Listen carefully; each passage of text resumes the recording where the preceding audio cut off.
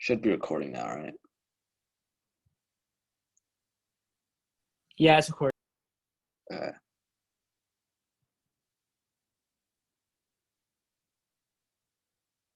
Disable the chat real quick. No one? Like, you should disable chat. I just did host only. Okay, there we go. All right, there you go.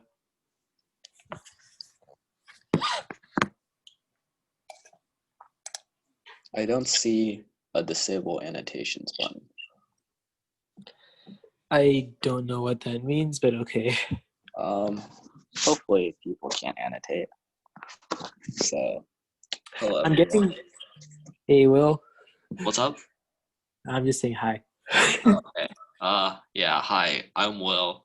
I was also the teacher for last week's equations course. But if this is your first time seeing me, I am a senior at the Texas Academy of Mathematics and Science, and yeah, I'll be teaching you guys polynomials and factoring today. So I'm gonna go ahead and share my screen.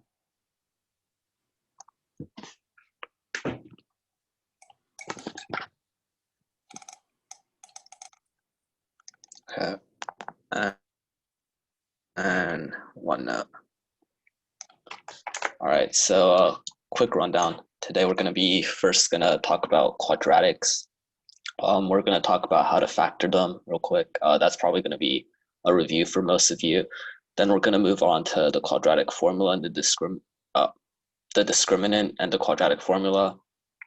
And then we'll talk about polynomials of higher degrees, so like cubics and quartics and all of those. And then we'll go over the rational root theorem, which is one way that we can potentially try and factor or solve these polynomials of higher degrees. And then we'll talk about the very popular Vieta's formulas, which are used to like calculate the sum and the product of the roots of the equations and such. Then we're gonna be going over some special factorizations like difference of squares, sum and difference of cubes, Sophie Germain. And yeah, that's an outline of what we're gonna be doing today. So let's go ahead and get started. Oh, and yeah, Naveen, would you like to introduce yourself real quick? Yeah, I'm Naveen Bakat. If you guys don't know me, I taught a lot of the intermediate classes for the last couple of weeks. I mostly do math and science bowl. So yeah, that's pretty much it about me. All right. Yeah, and if you guys have any questions, just type them to Naveen. I'm on an iPad, so I can't really see what you typed to me, so no point in really sending me anything. So yeah. So let's get started. So first, actually, no, not that. Still on this page. Basically, I'm sure most of you guys already know this, but a polynomial is like a mathematical expression involving addition, subtraction, multiplication of variables, all raised to non-negative integer powers. And usually these variables also have their corresponding coefficients. So like an example would be 3x cubed.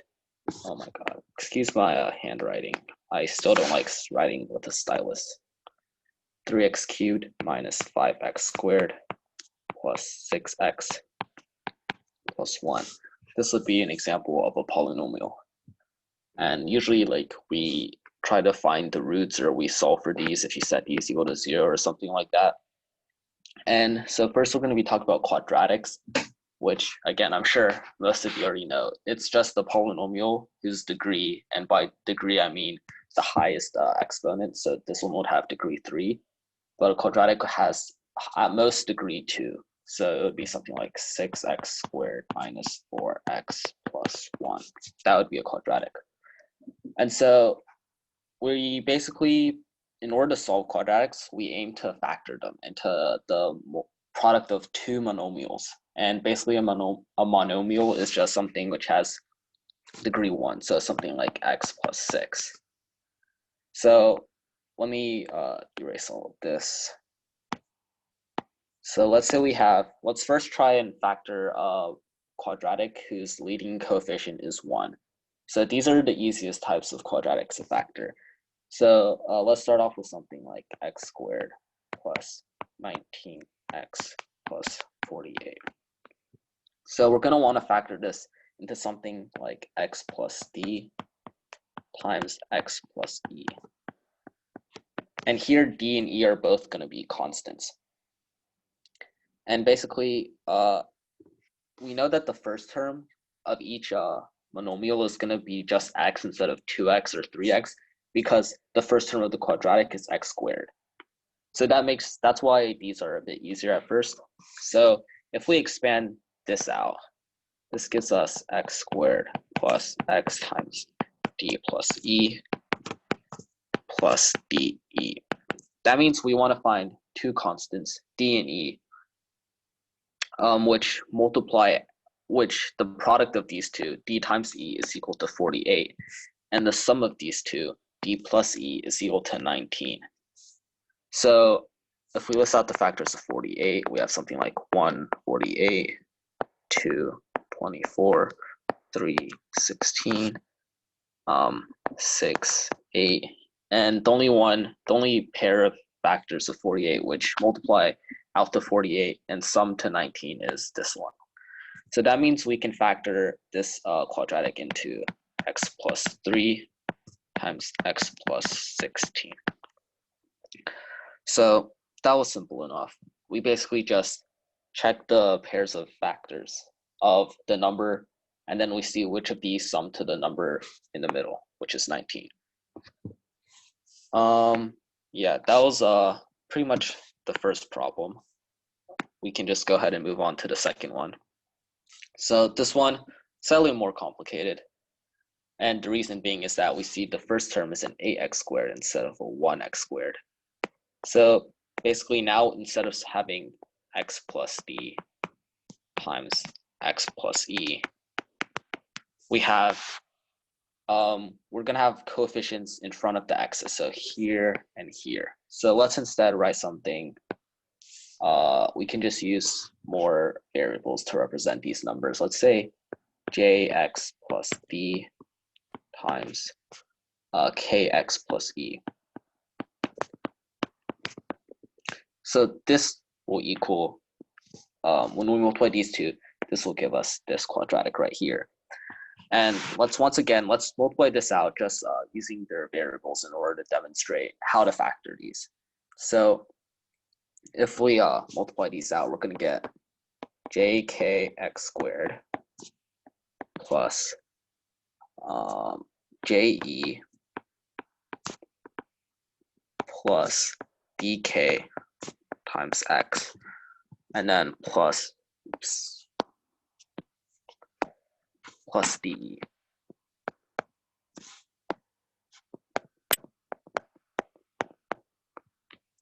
So that means that jk, the product of these two constants, this is going to be 8. Je plus dk, this is going to be 26. And de is going to be 15.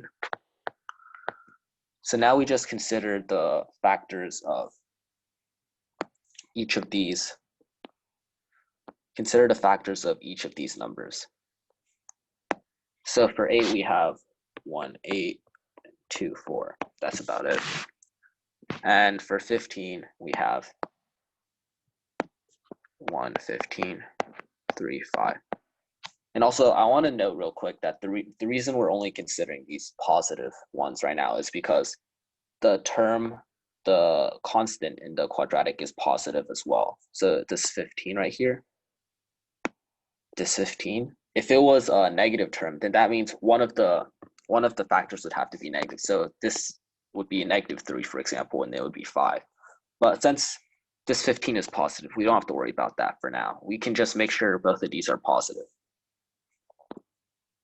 So going back to this, we need a pair which sums, or we need something which this expression sums up to be 26.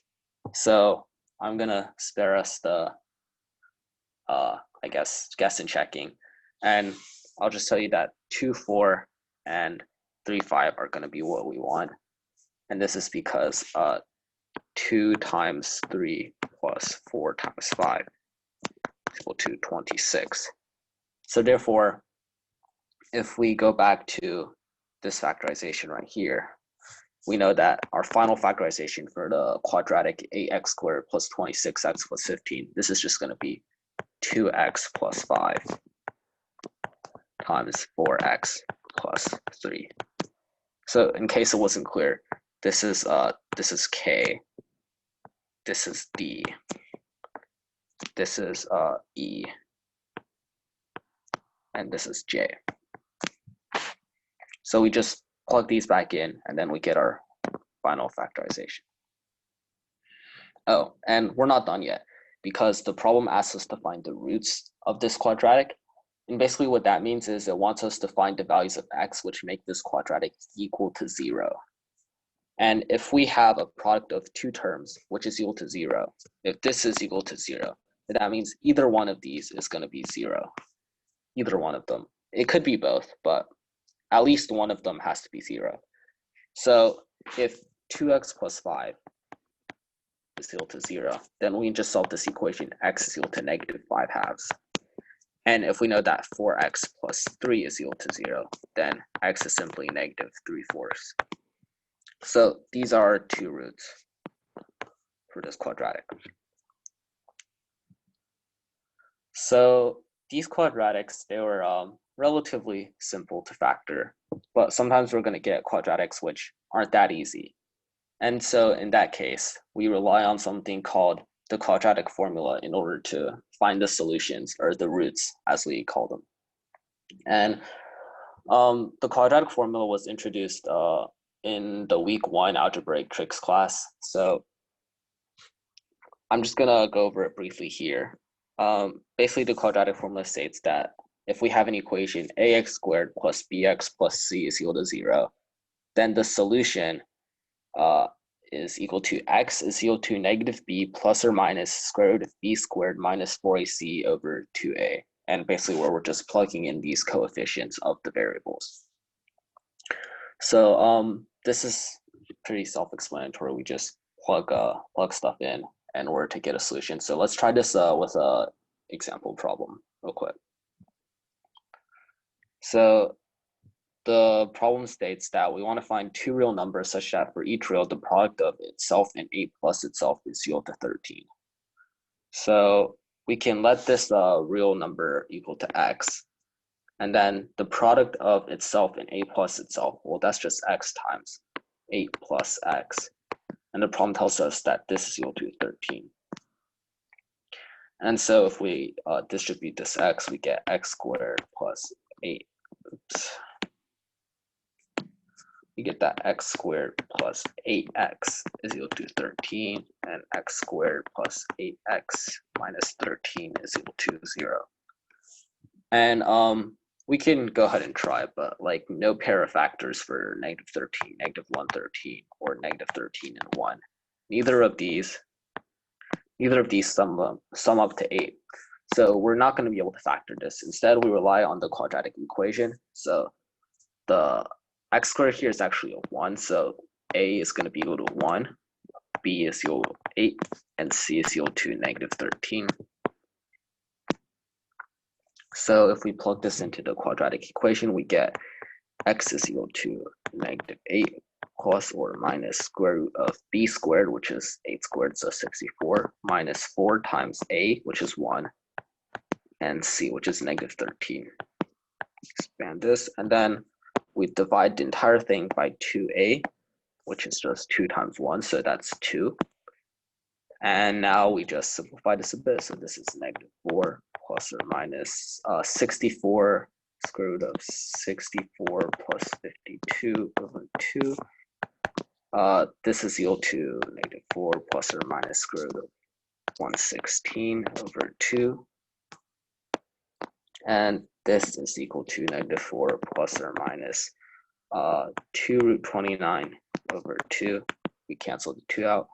So our two numbers are just negative 4 plus root 29 and negative 4 minus root 29. These are two numbers that satisfy the condition given in the problem. So yeah, that was an example of using the quadratic equation in order to solve a problem where we can't easily factor it. And sometimes when we work with this quadratic formula, we realize that there's a square root inside of it. So the one here where we did the square root 116, oops, I didn't erase that. But sometimes the value that we're going to get with this is not necessarily going to be positive. And if you know anything about square roots, you know that if you don't have a positive number, or if you don't have a 0 or a positive number in the square root, then it won't be a real number. So basically, this is telling us that not all quadratics have solutions. And in order to tell if a quadratic has a solution or not, we're going to rely on something called the discriminant, which I explained right here. So basically, the discriminant is defined as the quantity b squared is equal to negative 4ac. And if you remember the quadratic equation, this is just the thing that goes under the square root, as in negative b plus or minus b squared minus 4ac. These are the same. So you see that there's a correlation between them. And basically, if this discriminant is positive, then we have, this quadratic will have two real roots, basically like -1 and -6. These are two real roots. And if this discriminant, when you plug in the values for b and a and c, if it ends up being 0, then that means we'll have one real root. Let me write this down. Discriminant, which is denoted by this little triangle, greater than 0, two real solutions. If discriminant is equal 0, that means we have one real solution. And oftentimes this is just going to be a quadratic that's like x minus 4 squared. So as you can see, we only have x minus 4. So the only value which can make this 0 is 4. There is no second real number which makes this expression equal to 0. And then the third case is if the discriminant is less than 0, then that means we have 0 real solutions. And this is once again because if it's less than 0, then that means inside the quadratic equation, this square root is going to be impossible, which means that we don't have values for x. So this discriminant is useful for a few problems. And most, also, before I go over the problem, I want to say that we can also graphically represent these quadratics. This is just a little side note. So if a quadratic has two real solutions, well, what is a solution? Basically, if we graph a quadratic, a solution, oh, that was horrible.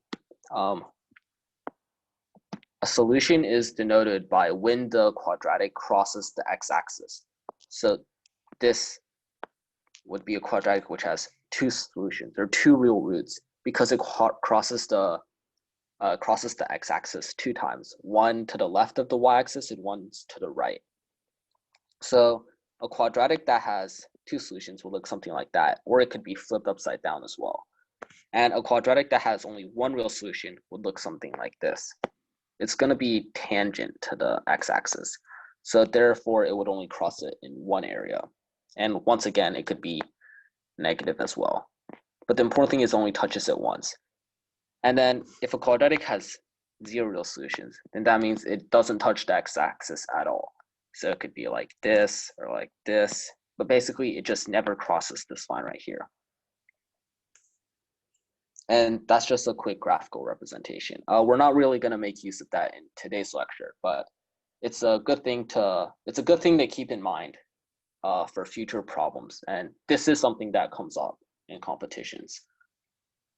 So let's try a quick problem with the discriminant to see how it's used really. So this is from the 2005 AMC 12, and it asks, or it says that there are two values of a for which this equation 4x squared plus ax plus 9 is equal to 0, and for which this equation has only one solution for x. And so it asks us for the sum of these values of a. So remember that from the discriminant, if a quadratic has only one solution, then that means the discriminant is equal to 0. And remember that the discriminant is equal to b squared. B squared minus 4ac. So in this quadratic, we realize that this 4 is going to be the a. This right here is actually x times a plus 8. So this is going to be the b term. And this 9 here is going to be the c term.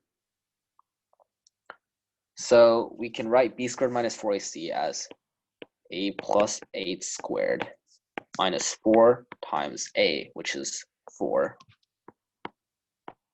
minus 4 times a times c, and the c is the 9. So this expression has to equal 0 if the quadratic is to have one real root. So we just solve here. We can, there's two ways to solve this. We can expand this a plus 8 squared out, or we could just move this term to the right side and it's a square, but I'll go ahead and expand it. This is equal to a squared, a squared plus 16a plus 64, and then minus this expression is equal to negative 144. This is equal to 0.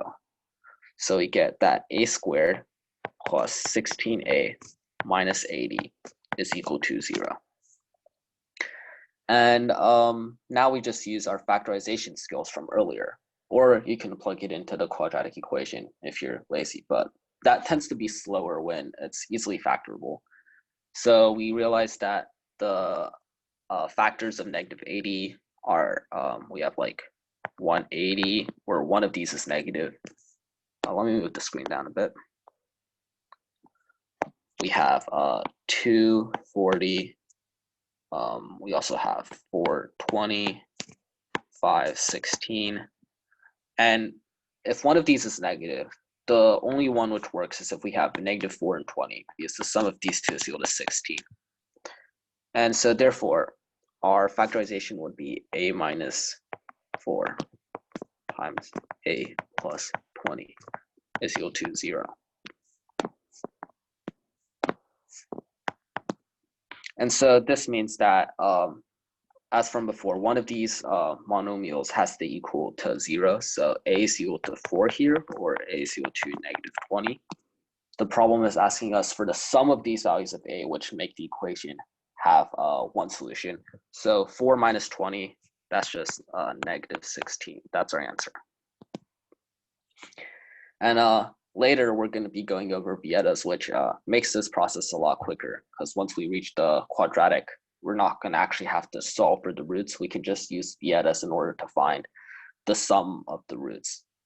So, but that's for later. That was just a demonstration of how the discriminant works in order to find the number of solutions.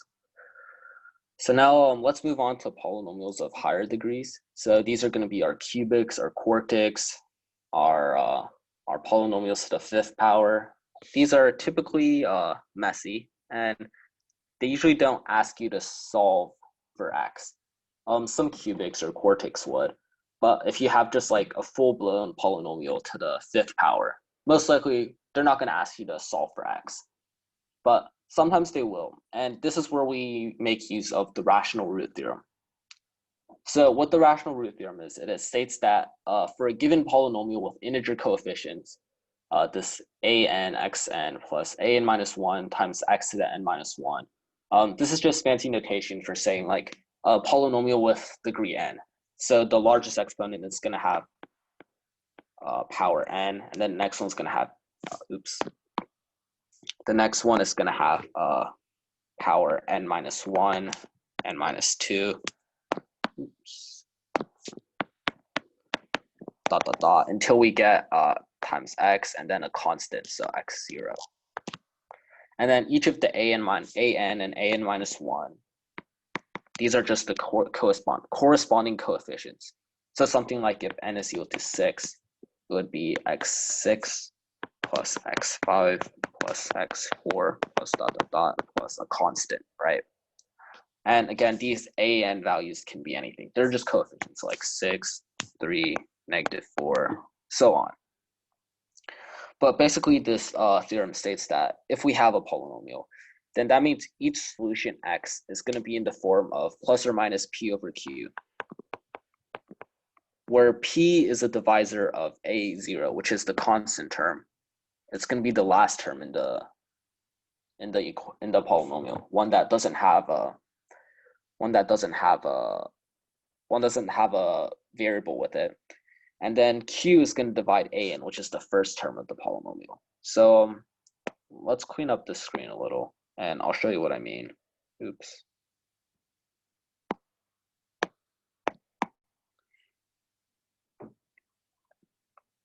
So let's say we have, or rather, let's jump into an example so I can demonstrate what I mean. So here we have 2x cubed plus 5x squared minus 17x minus 20. And the problem wants us to factor this. Well, again, remember that each value of x, which makes this equal to 0, it's gonna be in the form of plus or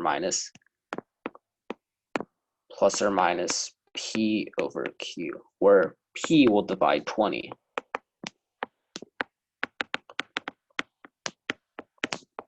And why 20? Because 20 is the a0 term. It's the term that doesn't have a variable associated with it.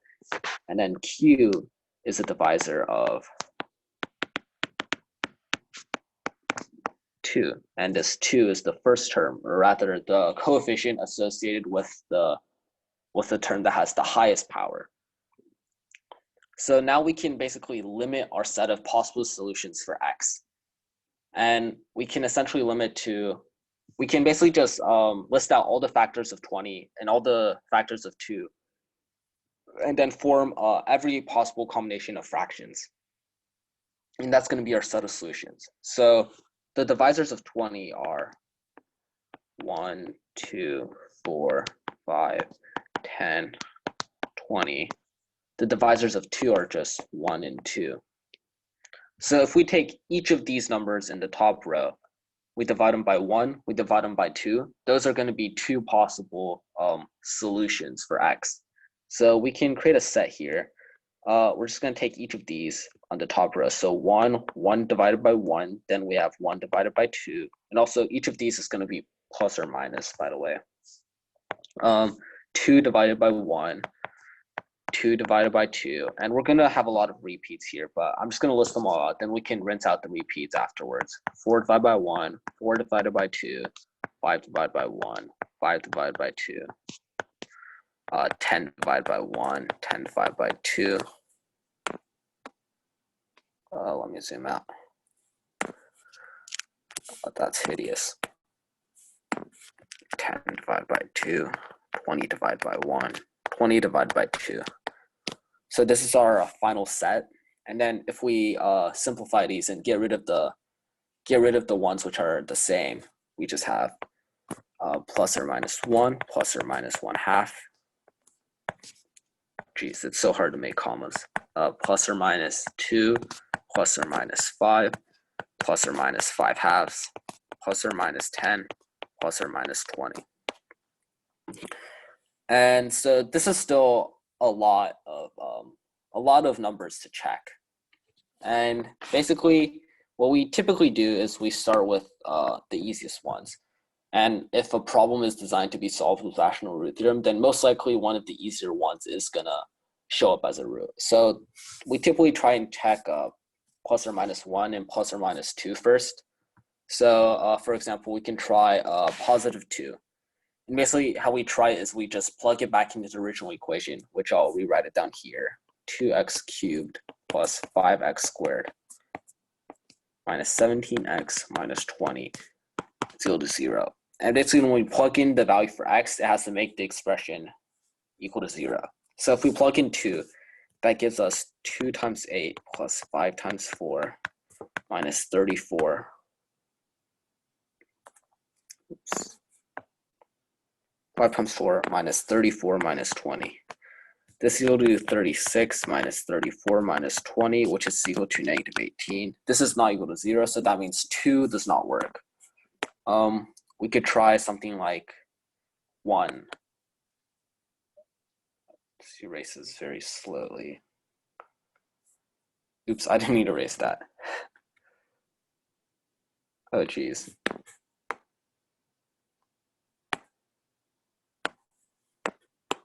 Okay, now let's try 1. So if we plug in 1, we have 2 times 1 plus 5 minus 17 minus 20 is equal to, well, this is equal to 7 minus 17. Wait, hold up.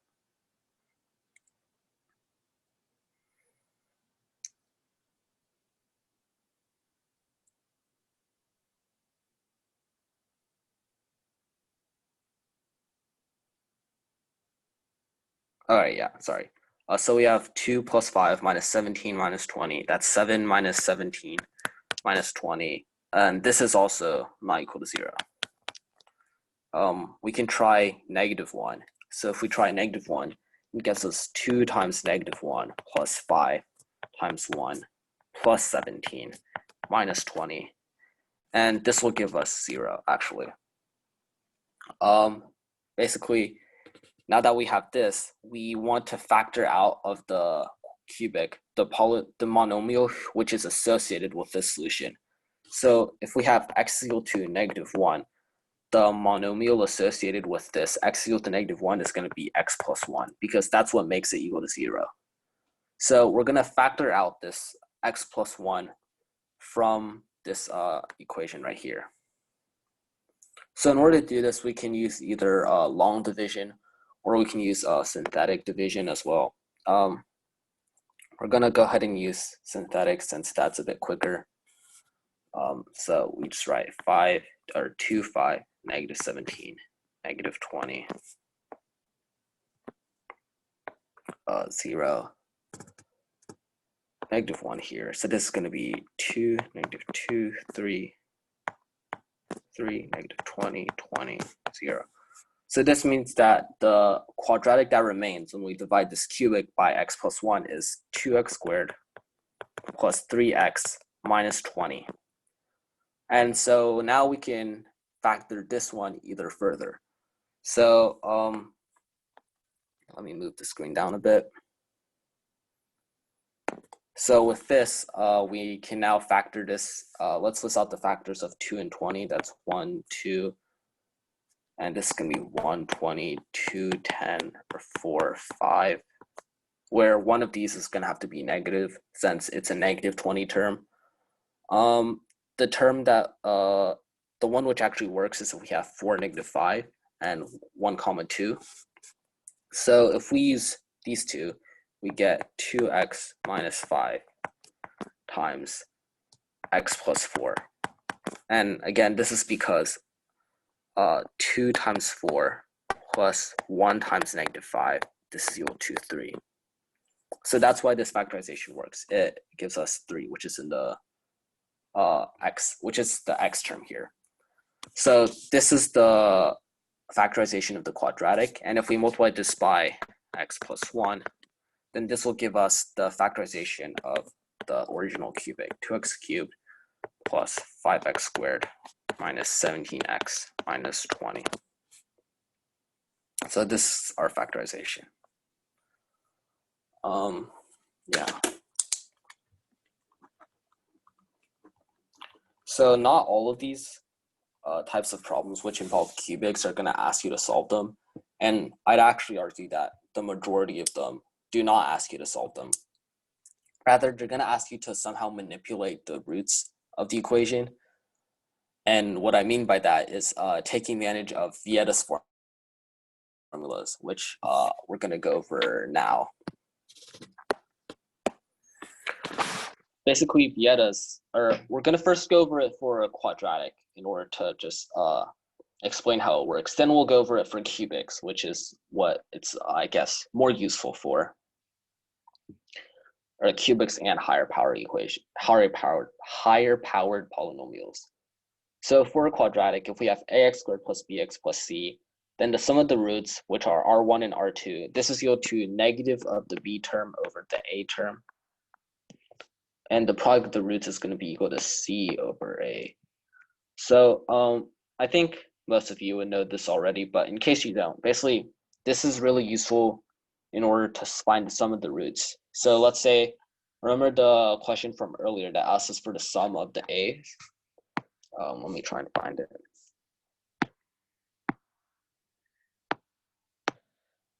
Yeah, this one has to find the sum of the a's. Well, instead of solving it and then trying to add it ourselves, we can just use negative b over a, since this is the b term.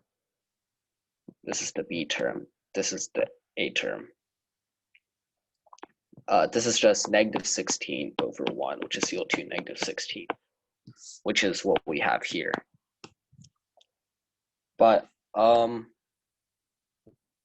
me try to find my slide again. Here it is. But yeah, basically this is a really quick way in order to progress along quadratics so we don't have to waste our time. And let's try a quick example with this. So this is from Carnegie Mellon University. And basically this problem states that if a and b are the roots of a quadratic x squared minus 3x minus 1, we want to find a quadratic whose roots are a squared and b squared. So sure enough, this isn't factorable, but you could definitely solve the roots by using quadratic formula and then finding the roots squared, so squaring the terms, and then you do x minus a squared times x minus b squared. You could do that. That would take you forever and probably be really messy, but you technically could. Plus or minus 4 was skipped.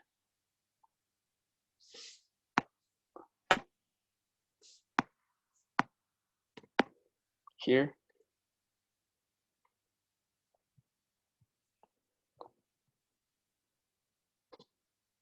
Oh, right, I did forget plus or minus 4. My bad. Thanks for telling me. But yeah, continuing on. Yeah, we could do this, but this is really messy, so we're not. Instead, we're going to use Vieta's.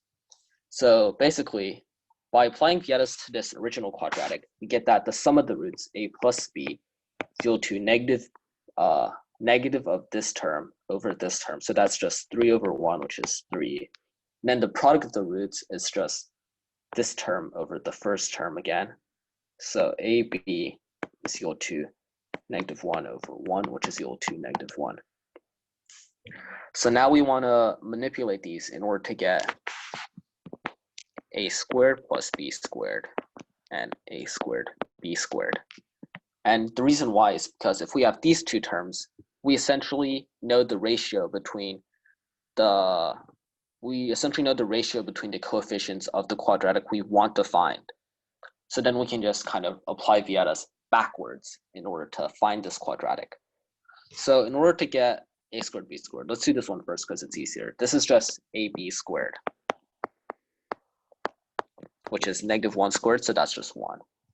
This term's a little more tricky. For this one, we have to take advantage of the fact that a plus b squared is equal to a squared plus 2ab plus b squared. And then we move the 2ab to the left-hand side to get that a plus b squared minus 2ab is equal to a squared plus b squared. So now that we know, we already know a plus b, which is 3, so this is just 3 squared, minus 2 times ab, which is minus 2 times negative 2, or 2 times negative 1, which is a squared plus b squared, and this is just 9 plus 2, which is equal to 11. So now we have basically the sum of the roots and the product of the roots of the new quadratic.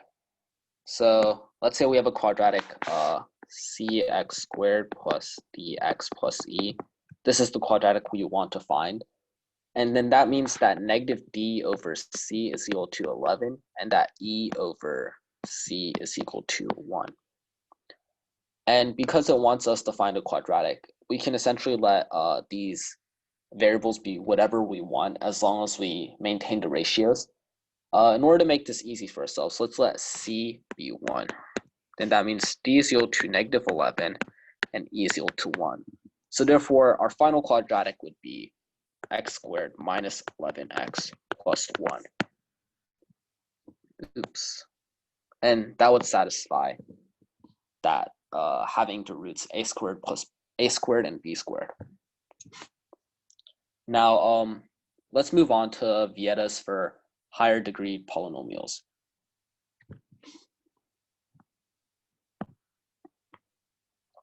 So basically, this sort of is the same thing, except it gives us more options for what we calculate using Vietas. So let's say that we have a polynomial, again, an times x to the n plus an minus 1 times x to the n minus 1 plus dot dot dot plus a0, which is the constant term. This is just a standard polynomial. And then we define this term SI. SI is equal to the sum of the product of the roots taken I at a time. So basically that means if we have a total of n roots, then S2 would mean we want to sum them all taken 2 at a time, which means we do the first root, which is R1 times R2 plus, and then we do the first root times the third root, R1 times R3 plus all the way to R1 plus Rn, or R1 times Rn, I mean. And then we also have R2 times R3 plus R2 times Rn, and so on, basically. It's just the pairwise product of each of the roots, each pair of roots, and then we add them all together. And then for S3, it would kind of be the same thing, except we just take them 3 at a time. So it'd be S1, S2, or R1, R2, R3 times R1, R2, R4. And basically you just do that until you go through every triple of the roots. And so basically how we find this S of n term is that, or S of I term, I mean, this is supposed to be S of I. We basically find this using the formula S of I is equal to -1 to the I power times a to the n minus I over an. And basically, this looks kind of ugly right now, but it's basically saying that if we have, or basically this -1 to the I term is basically just telling us whether this term should be positive or negative depending on how many terms away from the leading coefficient you are. So if you're trying to find the sum of the roots, so that would just be S1 is equal to R1 plus R2 plus R3 plus dot dot dot. This will just be -1 to the 1 times a to the n minus 1 over a n.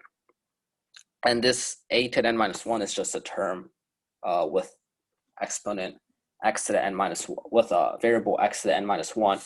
And then a of n is the term which has the variable xn. So as you can see, this is why in a quadratic, this is equal to -b over a, right? So let's use this to demonstrate an example.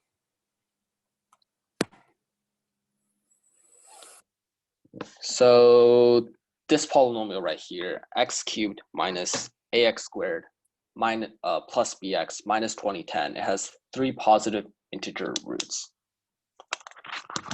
Or give me 1 second. Okay, yeah. This has 3 positive integer roots, and it asks for what is the smallest possible value of a. So from Vietas, we know that the product of the 3 positive integer roots is equal to s of 3. Since we have 3 roots, this is what we want to find. And this is equal to -1 to the 3 times a, n is equal to 3, so it's a0 over a3. And this is just equal to -1 times a0 is this last term, so that's -2010 divided by 1, which is the a3 term right here. So this is just equal to 2010. Okay, that was simple enough. And we're also going to want to factor this out in order to make it easier for us in the future. So 2010 is actually equal to 2 times 3 times 5 times 67. And for like future reference, you always want to really memorize the factorization of the year you're in right now in order to make it easier for you to solve problems, because competitions love to make problems using the current year. So for this year, it'd be 2020, which is 101 times 2 squared times 5. So it'd be handy to like keep that in mind. But yeah, so we have three positive integer roots which multiply this term, which has 4 distinct prime factors. Then that means one of the roots will have to be the product of 2 prime divisors, while the remaining 2 roots, which are unused, will be the 2 remaining divisors. And this is kind of like a thing called Pigeonhole Principle. And it basically, you don't really have to know what it is. Just basically know that right here, two of the prime divisors have to fit into one root. So in order to make this sum of the 3 roots as small as possible, we want the product of the two prime divisors to be the smallest ones. So in this case, it would be 2 times 3. And then the remaining 2 divisors would be their own roots. So that would be 5 and 67. So these would be our 3 roots. And if we add this up, this is 6 plus 5 plus 67. This is 78. And if you don't believe me that 2 times 3 and then 5 and 67 is the smallest sum, you can try the other ones, but it's not really going to be much great, or it's not going to be smaller. So if we have like 2 times 5, then 3 and 67, then this will just be 80, which is, yeah, not smaller than 78. So this is going to be the smallest possible value of A that we can find. So yeah, now that we've gone over Vietas, let's move on to some special factorizations. And these are just going to be ways to factorize, not necessarily polynomials, but just expressions, which could involve 2 variables. So like here we have difference of squares, and this is one probably most of you already know. And it basically just states that an expression in the form of x squared minus y squared can be factorized as x plus y times x minus y. And so this is a pretty straightforward trick, and it's actually commonly used in like math counts and countdown, number sense, stuff like that, in order to ask questions like 64 squared minus 54 squared, right? This would be a pain to calculate normally because you'd have to square these 2-digit numbers. But if you use difference of squares, it's just 64 plus 54 times 64 minus 54. And this term is just 118. This term is 10. So the product of these two is 1180. So yeah, that's not the main purpose in AMC and such, but that's just a quick tidbit I want to share. So let's try a problem. This is from the 2008 Amy 1, and it says that there exist unique positive integers x and y which satisfy this equation: x squared plus 84x plus 2008 is equal to y squared. So for this problem, we're going to want to somehow take advantage of difference of squares, because we have this y squared, see the y squared term, the x squared term, but it would be a mistake to first do something like 84x plus 2008 is equal to y squared minus x squared. And the reason for that is because then you wouldn't have a way to deal with this term on the left-hand side once you factorize this. So instead, we're going to want to somehow make the left-hand side a square of its own. And we're going to do that by a process called completing the square. Basically, what it means is that we're going to make this left-hand side something in the form of x plus k squared. X plus k squared, where k is a constant. So if we expand this out real quick, this is equal to x squared plus 2xk plus k squared. And we want this to be something like x squared plus 84x plus blank. And the reason is because we have this term and it matches up with these two right here, right? So if we want to match these two up, then that means 2k is equal to 84, k is equal to 42. So that means this last term has to be k squared. So 42 squared is 1764. So this would be 1764. So if we take a look again at this left-hand side of the equation, we have x squared plus 84x plus 1764. And then we also have the 2008 here, but since we took the 1764 out of it, what's left is only 244. Wait, that's not right. Is that right? Yeah, that's right. Yeah, so what's left is this 244. And then the right-hand side is still y squared. So again, the reason we did this is so we can make this a square. So this is just x plus 42 squared plus 244 is equal to y squared. And if we move this term to the right-hand side, we get y squared minus x plus 42 squared. So we'll do 244. So now we have our difference of squares. Let me move this down a bit. Oops. Yeah. So by applying difference of squares, we get that y minus x plus 42 times y plus x plus 42 is equal to 244. And we can go ahead and expand this to get y minus x minus 42 times y plus x plus 42 is equal to 244.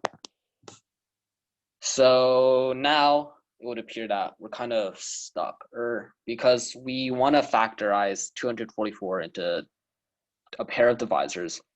But once we get that, we have these, or we're not stuck, but it's kind of tedious, right? Because we have to go through all of the possible divisors. But we can realize this one, I guess, cool trick to make it a bit faster for us. We realize that since, sorry. We realize that one of these numbers have to be even because 244 is even.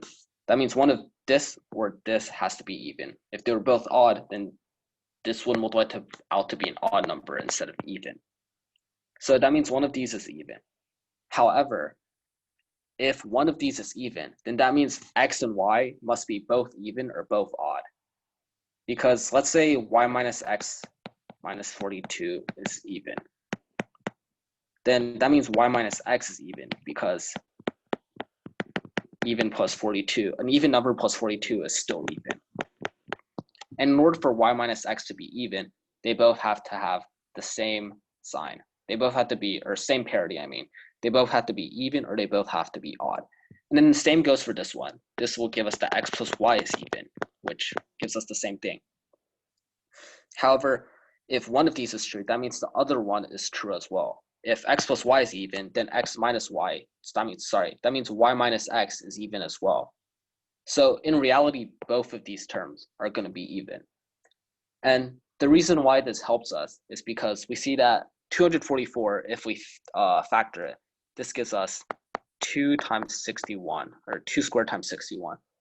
That means the only two numbers which multiply to 244, in which both of them are even, well, that's just 2 and 122.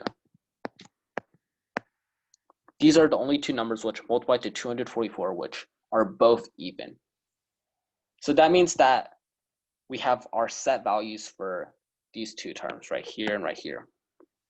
And since the left one is smaller, that one is obviously going to be equal to 2.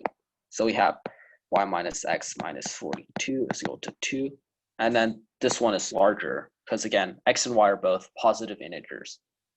Y plus x plus 42 is going to be 122. And we look at what the problem asks us for. It asks us to find x plus y. And we realize that, oh, we have x plus y right here. So if we just move the 42 to the right-hand side, we get x plus y is equal to 80. And that is our final answer. So the key here in this problem was to realize that the left-hand side should be made into a square by completing the square. And then we move it to the right-hand side, apply difference of squares. And we also realize that both of these terms have to be even. And that gives us our final answer of 80. So that was pretty useful. Let's talk about sum and difference of cubes now. So this is similar to difference of squares, except instead we're dealing with cubes. And it also works for the plus as well, not just the minus. So we have these two right here, 1 and 2. And the way I like to remember them is that the second term is just a plus b squared. And then you take out one of the ab terms. And for the signage, I like to remember that the first term, the monomial, sorry, the first term is going to be the same sign as the original, and then inside the not quadratic, but inside the term with squared powers, it's going to be the opposite of the original sign. So that's like how I like to remember it, but obviously you could do whatever you want. And this is useful for obviously factoring expressions which have cubes in them, which aren't usually as easy to factorize as those which have squares. So let's try a quick example. This problem is from AOPS Volume 1. And at first glance, it looks kind of intimidating. We have all of these 1/3 powers, which is essentially a cube root. This is just like 1 over cube root of 1 plus cube root of 2 plus cube root of 4. But yeah, and basically it asks us to find the sum of these 3 fractions. So first we want to note that how does this have anything to do with sum and difference of cubes? Well, the reason is that if we have a term to the 1/3 power, if we cube it, that's just the term itself. And obviously 1's like probably not a good example, but like 4 to the 1/3 squared or cubed is just 4. So we can make use of these. We can make use of this by letting the a and b in a cubed plus b cubed be these terms to the 1/3 power. So let's first figure out how we can simplify these these denominators. So let's use the difference of cubes equation. So we have a cubed minus b cubed is equal to a minus b times a squared plus ab plus b squared. And we realize that this kind of looks similar to this. So let's isolate that by itself. So we have a squared plus ab plus b squared is equal to a cubed minus b cubed over a minus b. So now we want to find terms for a and b which make this equal to this, which make this a squared plus ab plus b squared term equal to cube root of 1 plus cube root of 2 plus cube root of 4. So luckily, if we let a be 2 to the 1/3 and b is equal to 1 to the 1/3, then we get that 2 to the 1/3 squared plus 2 to the 1/3 times 1 to the 1/3 plus 1 to the 1/3 squared is equal to a cubed, which is just 2, minus b cubed, which is 1, over a minus b. So that's 2 to the 1/3 minus 1 to the 1/3. So this right here, let's move it down. This is just 2 to the 2/3 plus 2 to the 1/3 plus 1 to the 2/3 is equal to 1 over 2 to the 1/3 minus 1 to the 1/3.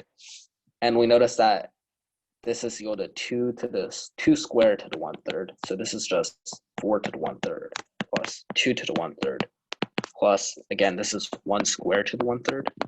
So this is just 1 to the 1/3. So 1 over 2 to the 1/3 minus 1 over 1 to the 1/3. So now we essentially found an expression for the denominator of the fractions. And we can basically do the same thing for the next 2 fractions. So let me move the screen down once more. So if we let a equal 3 to the 1/3 and b is equal to 2 to the 1/3, then we get 3 to the 1/3 squared plus 3 to the 1/3 times 2 to the 1/3 plus 2 to the 1/3 squared is equal to 3 minus 2, which is 1, divided by 3 to the 1/3 minus 2 to the 1/3. So this is, again, if we interchange these so that it's 3 squared to the 1/3, that just gives us 9 to the 1/3, plus 3 times 2 is 6 to the 1/3, plus 4 to the 1/3, is equal to 1 over 3 to the 1/3 minus 2 to the 1/3. And then this last term is going to be the same thing. I'll skip most of the calculations since we've already done it. Basically, this is if 4 is equal to, or is A is equal to 4 to the 1/3, and B is equal to 3 to the 1/3. So we get that 16 to the 1/3 plus 12 to the 1/3 plus 9 to the 1/3 is equal to 1 over 4 to the 1/3 minus 3 to the 1/3. So now we have these three. We have this, this, and this. So the question is asking us for 1 over each of these terms. So if we do 1 over this term, if we do 1 over this term, that's just equal to 1 over this, which is just 2 to the 1/3 minus 1 to the 1/3. If we do 1 over this term, that's just 1 over the right-hand side as well, which is 3 to the 1/3 minus 2 to the 1/3. And then finally, if we take 1 over this left-hand side, we do 1 over the right-hand side as well. This is just 4 to the 1/3 minus 3 to the 1/3. And if we add all of these up, they all cancel. This cancels, this cancels, this cancels, this cancels. We're left with 4 to the 1/3 minus 1 to the 1/3. And this, oops. How do you move this screen? There we go. This is equal to cube root of 4 minus 1. And this is our final answer. So this problem, we basically just repeatedly applied difference of cubes in order to obtain things that ultimately simplified out. And let's do one more theorem and problem, and then we'll be over. The last one I want to talk about is Sophie Germain. And this is a little bit more niche than the last two, but this still has its definite uses.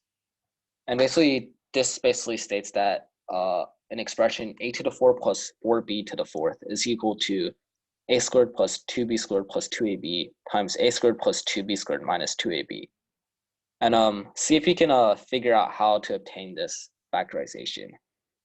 I'll give you a hint. If you look, it's basically this term plus the second term, and then this term minus the second term. So we derive it somehow using difference of squares. So see if you can figure that out. It's kind of a fun exercise.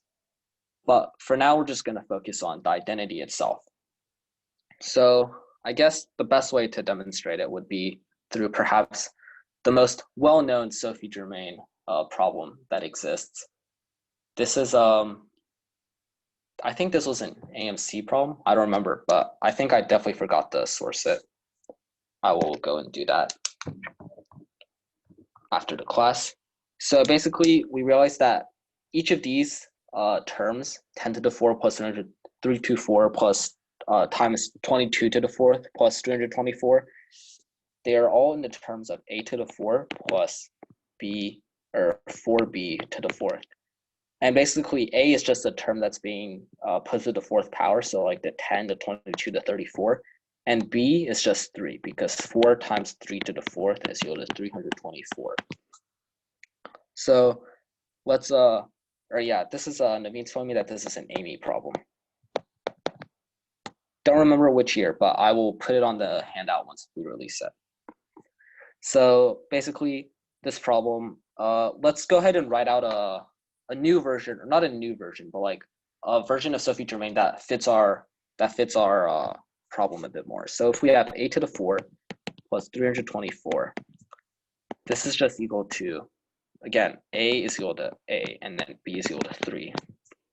This is equal to a squared plus 2 times b squared, which is 2 times 9, plus 2ab, which is just 6a, because b is equal to 3, times a squared plus 18 minus 6a. And then we can simplify this a bit by doing a times a plus 6 plus 18 times a minus 6 plus 18. So this is our quote-unquote new version of Sophie Germain, which will help us solve this question a lot faster than if we plug in 3 every single time. So let's go ahead and rewrite the top part. Let me zoom out a bit. So we can write the top as 10 times 4 plus 18 times 10 times 16 plus 18. So again, if you realize the a is just 10 here, so we do 10 and then 10 minus 6, which is 4, and then we plus the 18. And we also do 10 and then 10 plus 6 is 16. And then again, we add the 18. So we have this. Let me move over a bit. This times 22 times 16 plus 18, and 22 times 28 plus 18. And then this basically continues on for a while. And we get 58 times 52 plus 18 times 58 times 64 plus 18. And this is the numerator of our fraction. Then we have our denominator, which is just going to be 4 times negative 2 plus 18, 4 times 10 plus 18. And then I'm just going to skip all the way to the end. We have 52 times 46 plus 18, 52 times 58 plus 18. So all of these terms actually cancel. This will cancel. And what we're basically left with is this term and this term. So our final answer is going to be 58 times 64 plus 18 over 4 times negative 2 plus 18. This is equal to 3730 over 10. And this is equal to 373, which is our final answer.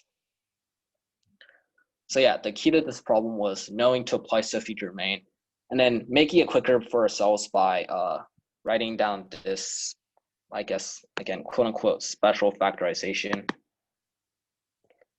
right here so that we save some time, and just knowing that everything cancels in the end. So that was Sophie Germain. And I think that will wrap it up for today's class. That's all I had to go over. When the handout comes out, hopefully within this week, it'll have a few more questions on it that you guys can work on and see if you guys can do. But yeah, for now, that's going to be it for the lecture portion. Thanks everyone for coming. And yeah, hope you have a great rest of your day. Bye, guys.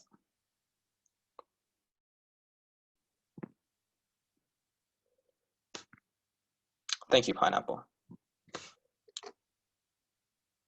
Let me stop the recording.